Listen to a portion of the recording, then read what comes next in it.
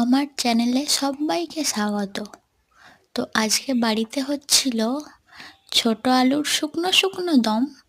তো এখানে দেখতে পাচ্ছ আলুর দমটা বানাচ্ছি, হয়েই এসেছে। দেখতে তো লাগছে ভালোই, টেস্ট কীরকম হবে বলতে পারছি না।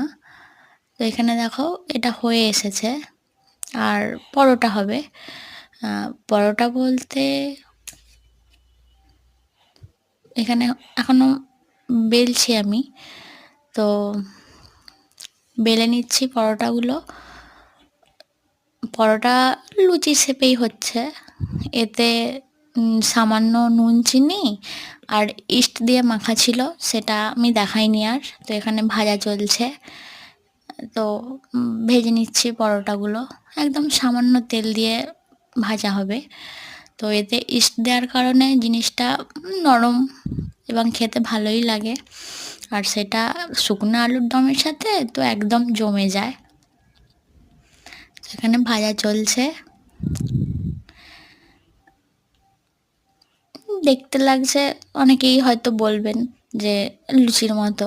হ্যাঁ, এরকমভাবেই আমাদের বাড়িতে পরোটা হয়, তিন কোনা হয় না। সামান্য তেল দেওয়া হচ্ছে এখানে,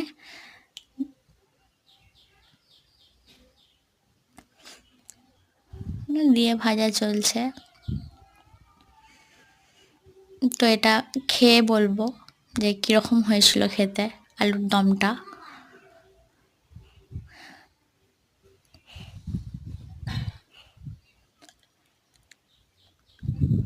এখানে এই লুচির থেকে একটু দেরিও হয় বানাতে, মানে ভাজতে সামান্য দেরি হয়, অতটাও দেরি হয় না। এখানে পরোটাগুলো হয়ে এসেছে, আর শেষে দেখতে হয়েছিল ঠিক এরকমটা। যদি কেউ রেসিপি চান আলুর দমের, তো আমি দিতে পারি, তার জন্য